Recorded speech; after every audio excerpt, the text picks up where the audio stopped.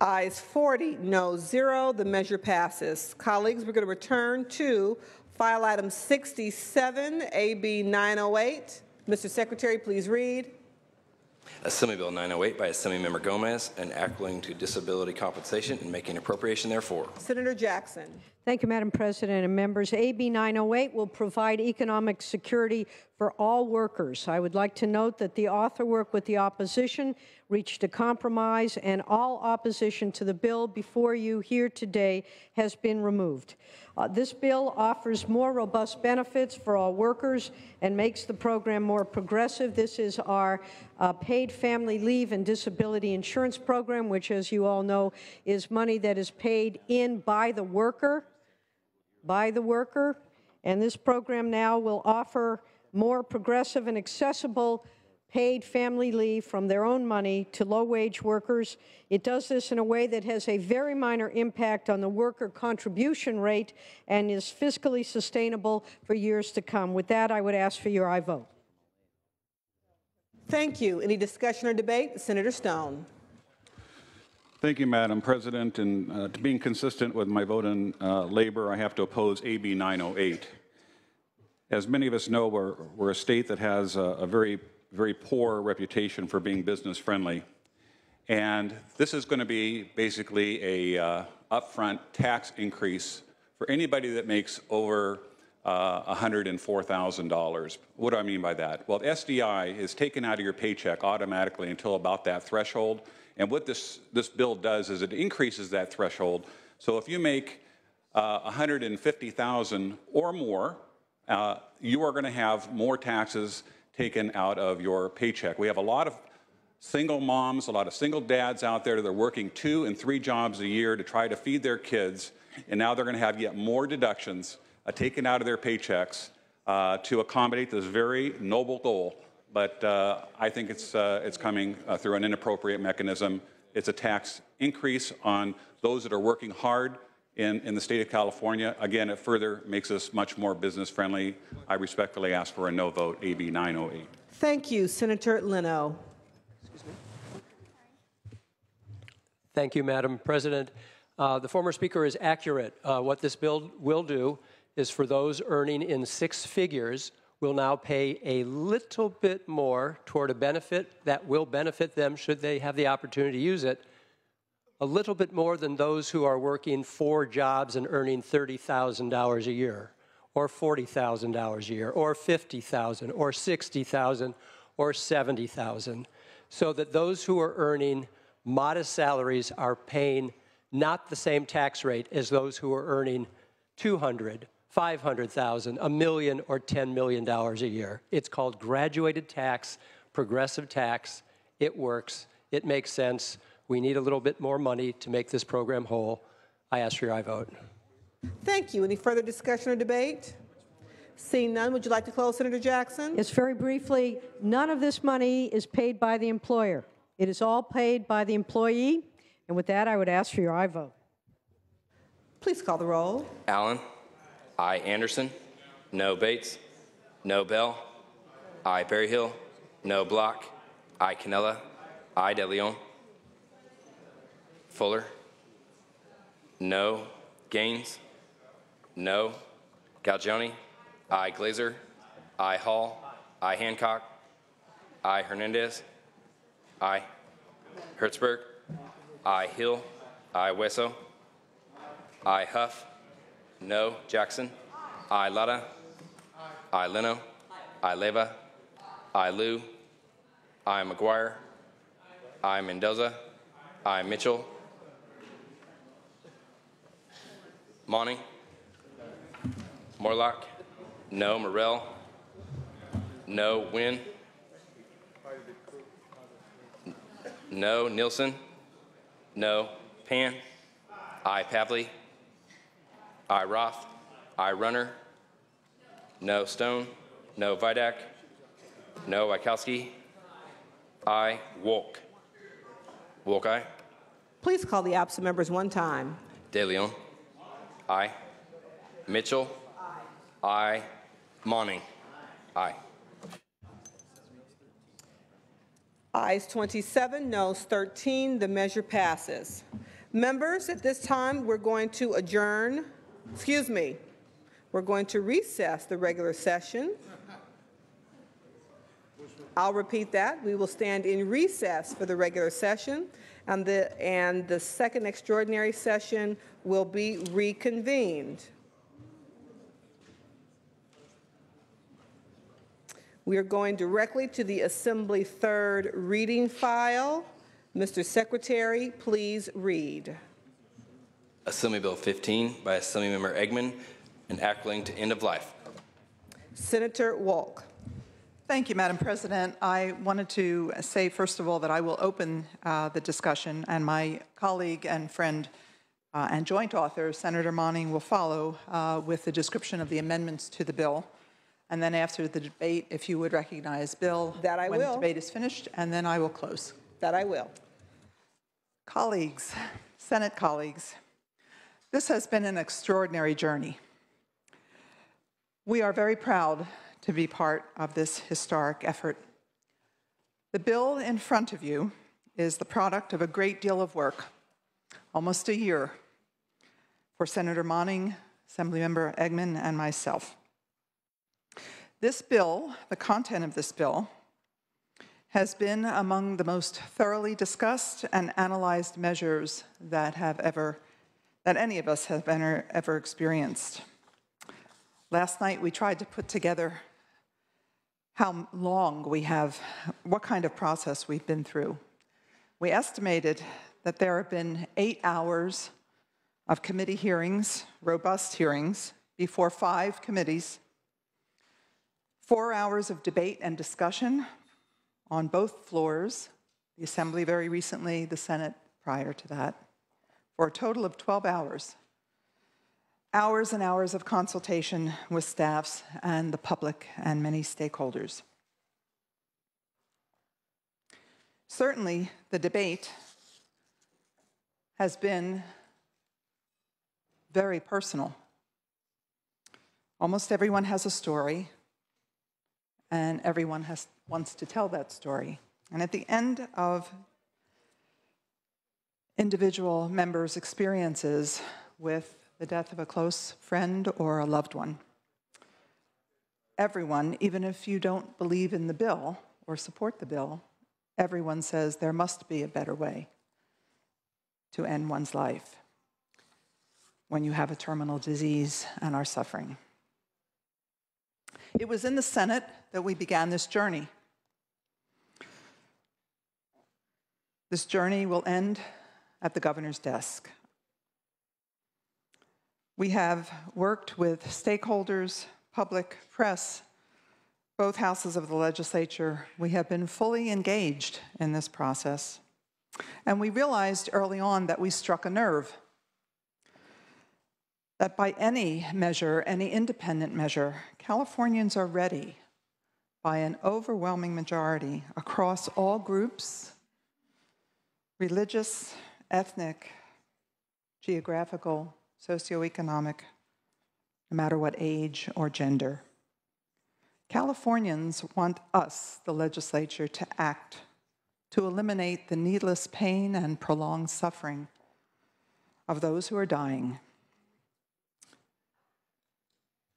We believe that the legislature is the place for this discussion, not the initiative, not the ballot box, because it's here in the crucible of the discussion, in the crucible of the legislature and of the legislative approach that we can put the protections and the safeguards in place. And we believe we've done that. In the rules analysis, you'll see a description of the bill, which I'm sure all of you have read and we have talked about on this floor. There are protections, there are assurances and safeguards that make it one of the strongest bills with respect to patient protections. I will now ask my colleague, Senator Monning, to talk about the amendments that were taken in the Assembly that make it a better bill. Senator Monning, you're recognized. Thank you, Madam President. I want to start by thanking my colleague, joint author, the esteemed senator from Davis, as well as our co-author, the Assembly member from Stockton, and all of the co-authors and those who have worked with us along this path. I'm going to speak very briefly about the amendments that have been taken in the Assembly since we heard the earlier SB 128 on the Senate floor. It's basically the same architecture, the same language and protections, but with some important refinements that we think improve patient safety and protection, as well as physician safety and protection. I'm going to cite 3 of those changes since it was last on the Senate side.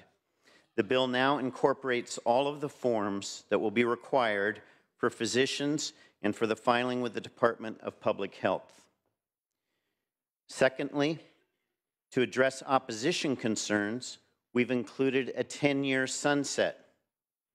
That will give the legislature not only an opportunity, but the obligation to review the implementation of this law. And to address some of the specific concerns of our Republican colleagues in the Assembly, there's a patient attestation form to be signed and returned to the attending physician by the patient who has qualified for receipt of the prescription. So those are the 3, I would say, most significant amendments that strengthen the protections in establishing a right, what we've referred to along the way as a fundamental human right. At the end of life, people in the dying process, and designed to give an option, not a mandate, but an option to those who have fought to protect their lives and now with their loved ones and families are in a dying process, with options in the bill that require full exploration of hospice care, palliative care, pain management, and this additional option to relieve suffering, pain, unnecessary suffering, unnecessary pain. And I will reserve further comments until the close. I want to thank everyone for the respectful engagement in both houses. And I especially want to thank the Pro Tem for his support every step of the way, not only in the objectives of this legislation, but in helping to coordinate the civil discussion that we've had to date. Thank you, Madam President. Thank you. Discussion or debate, colleagues? We'll hear from these members in this order. Senators Huff, Gaines, and then Nielsen. Senator Huff. Thank you, Madam President. Members, I rise in opposition to this bill. As the floor jockey has said, this bill has received been thoroughly discussed. And frankly, it being back here today in an extraordinary session says it has also circumvented the normal legislative process. That disappoints me. We have had a thorough discussion. It was where it was for a reason in the Assembly. But let's call this bill what it is. It's not death with dignity. It's assisted killing. This is state-assisted death, physician-assisted death, and yes, in some cases, it will be relative-assisted death. Death is a natural conclusion to life. We all deal with this grim reality during our lifetimes. In my lifetime, I've had to deal with the death of my father, my mother, whom I talked about before, who had brain cancer. I also watched my brother, who I love dearly, pass from terminal brain cancer. I can't begin to tell you the toll on that, and yes, this is a personal story as was referenced by the floor jockey, but we just celebrated my birthday 2 days ago, and it was at the ripe age of 62, the same age I am now, that my brother was taken from us through a tragic disease. Now, he lived in the state of Montana, and that is a state which does have assisted death, but he chose life. And it wasn't all pretty, but it wasn't all bad. It allowed my brother time to say his goodbyes. It allowed him time to get his house in order, because many of us think we will live forever when we will not. It allowed him an opportunity to be a part of medicine study because he was involved in an experimental protocol. So hopefully, in his dying, he will help somebody else live longer. We've all dealt with the problem of elder abuse. We've heard horror stories. We've passed laws to make it easier to prosecute offenders. Yet now, you could say we're prepared to hand some of these same offenders a tool that will help them abusers hide the evidence. How can you prove the crime of elder abuse if the victim died in a so-called compassionate manner? The oncologists who treat our cancer patients do not want the tag of doctor of death or prescriber of death. They want no part of this. They want to provide hope. They want to provide a cure, and they want to continually work toward that end. These are the words of a palliative care physician that appeared earlier this year in the opinion pages of the Los Angeles Times. Physician aid in dying makes it sound like giving someone a lethal drug is an extension of hospice and palliative care. It is not. As a palliative care physician, I aid people in dying by treating their symptoms and supporting them through the difficult practical and emotional tasks of completing their lives. In more than 35 years of practice, I have never once had to kill a patient to alleviate the person's suffering. Death with dignity implies that frail or physically dependent people aren't really dignified, but they are. People who are disabled or facing life's end can be cared for in ways that allow them to feel respected, worthy, and valued. End quote. An associate professor of psychiatry with the UC Irvine School of Medicine issues this warning. Quote, assisted suicide will lead to medical abandonment of vulnerable individuals, especially those suffering from treatable mental illnesses like depression or anxiety, and those who are socially or economically marginalized. This is among the reasons that disability rights groups so strongly oppose assisted suicide, end quote. Furthermore, he writes, we cannot ignore subtle pressures that may be placed on individuals at the end of life, such as suggestion by family members or by our healthcare system that a person is too burdensome or costly to care for. I urge a no vote on this measure. Thank you. Senator Gaines.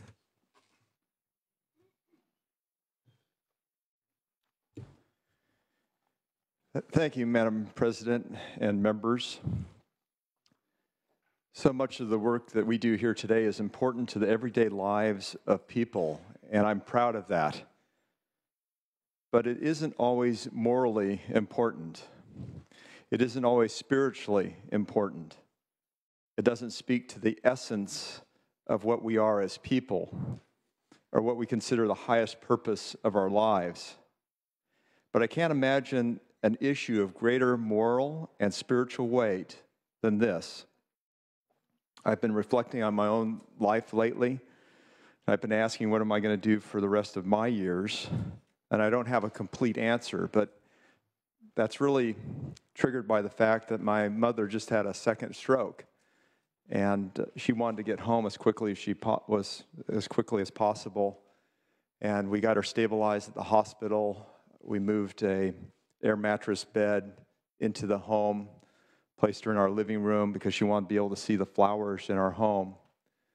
And we rotate, my brothers and sisters and I rotate, helping out on the weekends. We've got care for her. We're doing everything we can to keep her as comfortable as possible.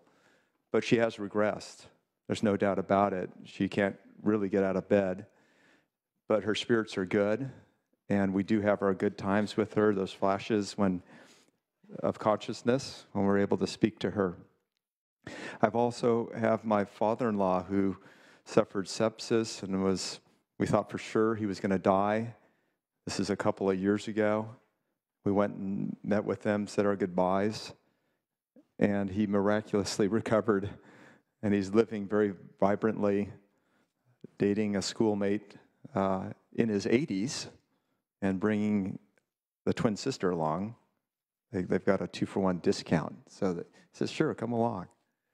But I treasure those moments, and he's very independent. He lives up in the foothills. We are fearful that he may drive off the road someday. He lives on 4 acres in Downeyville. But he's living life. He's taking that risk, and he's enjoying every last minute. But I know here today that we're going to take a stand. I'm going to take a stand for the dignity of life. I'm not going to push the old or the weak out of this world. And I think that could be the unintended consequence of this legislation. I'm not going to set up a framework where they are subtly pressured to end their lives. And I think this is what will happen, is that society will take a different view of life. To end the gift of life that God has given us to save a few dollars or because they don't want to be a burden on the living is just wrong. I urge a no vote. Thank you, sir. Senator Nielsen. Madam President, ladies and gentlemen of the Senate, first I would like to extend my thanks to the authors, Senator Monning, Assemblymember Eggman. Senator Monning particularly spent an enormous amount of time throughout this year meeting with, I bet, all of us, talking from the heart. And since he spoke so much from the heart, I believe all of us listened from the heart. And we've wrestled with our own decisions in our hearts and based on our own personal experiences, obviously. Mine started very young as a small farm boy. I remember feeding the calves at night, and they would get a certain kind of an intestinal problem that was almost always fatal. And I'd feed them, and I'd give them the medicine, but I'd know that in the morning when I came back, that calf would be dead. And I'd carefully cover it up with feed sacks so that they would be warm and comfortable that night, come back and cry again in the morning when I found them dead. Much later, as chairman of the Board of Prison Terms, we had to deal with what are called the 1170D cases. Those were inmates with terminal illnesses that would apply to the board for an early or compassionate release. That later all changed to become something called a medical release, and now it's almost an automatic, but that's another matter. The point is you come to confront that reality of death. And maybe were it solely that individual making a decision about what they wanted to endure, what they could endure. There are other pressures that I know that will come to bear upon them. Family members or even doctors who believe that this is the preferred way. And have no doubt there will be doctors that have that belief. And I don't know that the patient is ever in that vulnerable condition going to be making the best of choices. I think it discounts and maybe even discourages the advances that we made in pain management and palliative care, different kinds of care. It was pointed out to me in a letter from Dignity Health, an organization that I happy to have been a part of in a formal way as a board member years ago, but a small part of that organization. So we all carry this gravely in our hearts. And we deal with it within our faith, too. And that's a very important component. And then we have to face our decision. This is what I, apart, call and define the splendid loneliness of leadership for those of us who serve in such positions.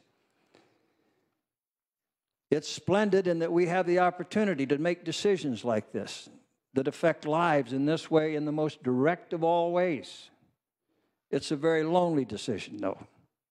We have to make it in our own hearts and in our own convictions. And so when it finally comes to the sum total of voting today, having deliberated and at the encouragement of Senator Monning, really looking within my heart and considering evidence in my own life experiences, I've got to opt to grasp for every last straw for individuals to be able to continue to live. I will have to be a no vote. Thank you, sir. Continuing discussion and debate. Next, we'll recognize Senator Leno, followed by Senator Morrell. Senator Leno. Thank you, Madam President. Colleagues, it has been a sincere honor and privilege to join Senators Wolk and Monning and Assemblywoman Eggman as a co-author of this bill. an honor and a privilege, because for all of the thousands and thousands of bills that we attend to over our years here, and we're reminded of the hundreds and hundreds that we've been dealing with this week alone, there are few that warm our hearts and touch our souls, impact us so profoundly as a bill like this.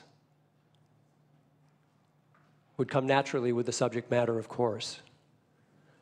A number of people have said the last time they remembered the emotional experience of seeing a bill pass was when we first passed our equal marriage rights bill.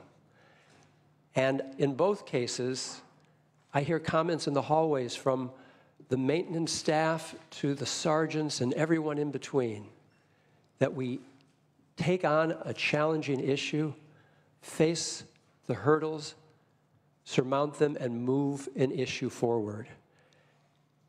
An issue that has such overwhelming public support for good reason. Because a bill like this respects all the voices on this floor that we're hearing today. It allows for individual liberty and freedom, freedom of choice. Of course, some of the fear of unintended consequences are real. This bill deals with them. There are safeguards and safeguards added. And we've had the opportunity to learn from the experience of the state of Oregon. And by far, those fears aren't realized. But that didn't stop us from doing even more in this bill. I don't want to miss an opportunity to recognize that this is an idea not only whose time has come, but an idea that has been worked on in this legislature for well over a decade. And I had the pleasure of serving with Assemblywoman Patty Berg around 11 years or so ago, and I want to recognize her leadership today.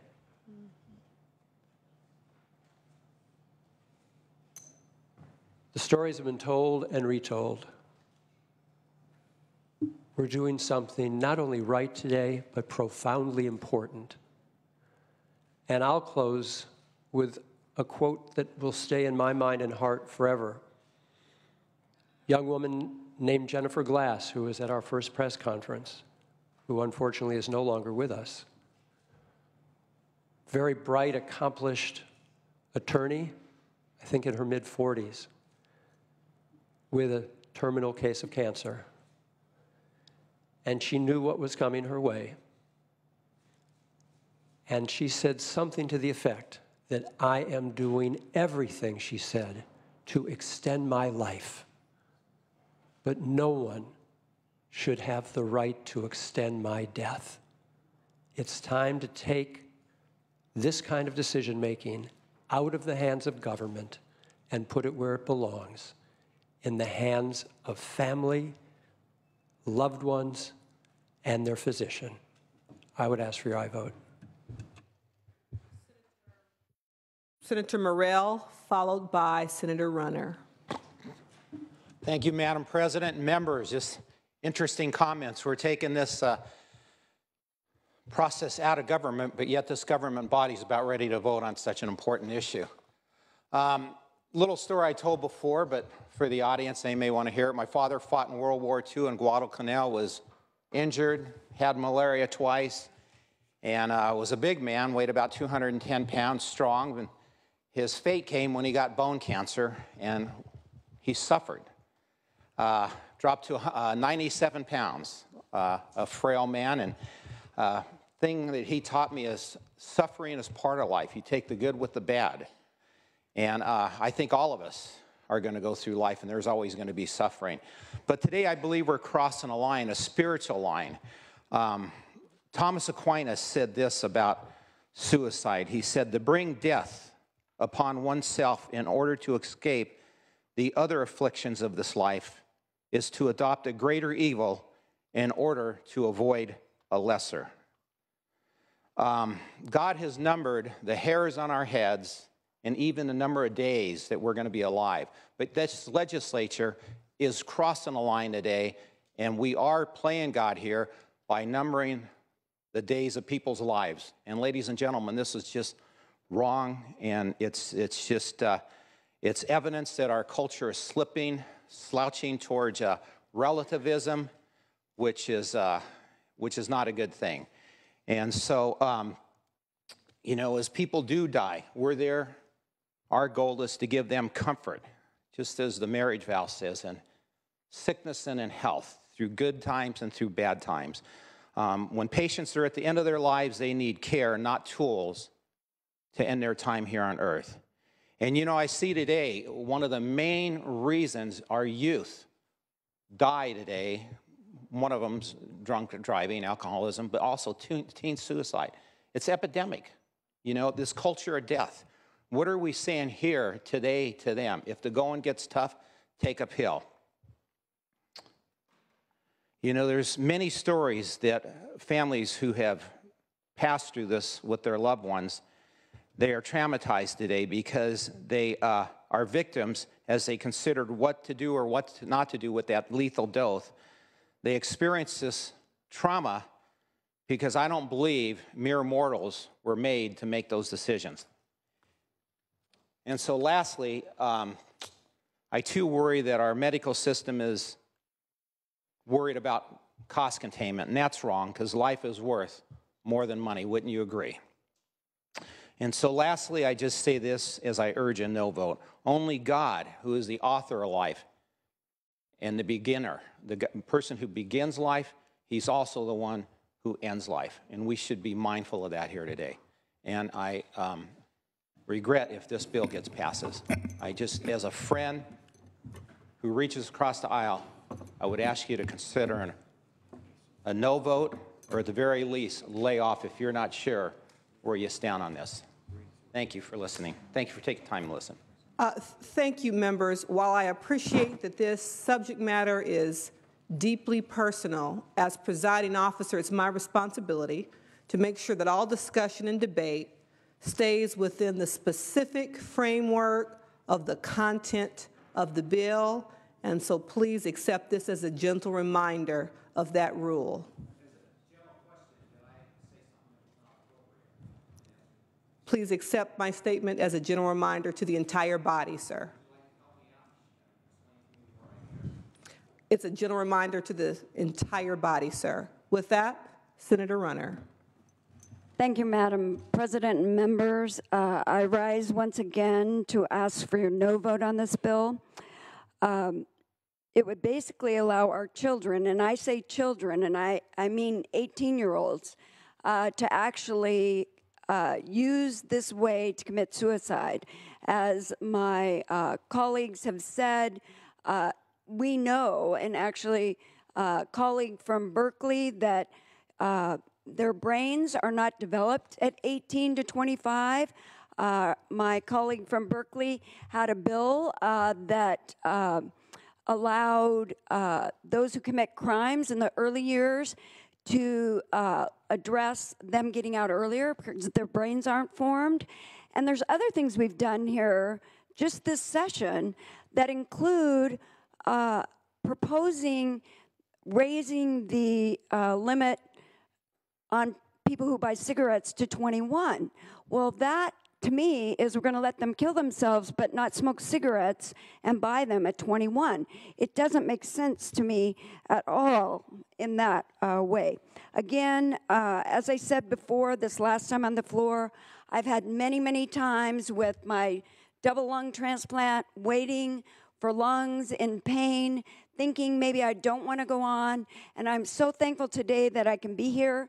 My daughter and grandson were here with us today, veteran, and just would not be here today if I decided to end my life through taking these medications.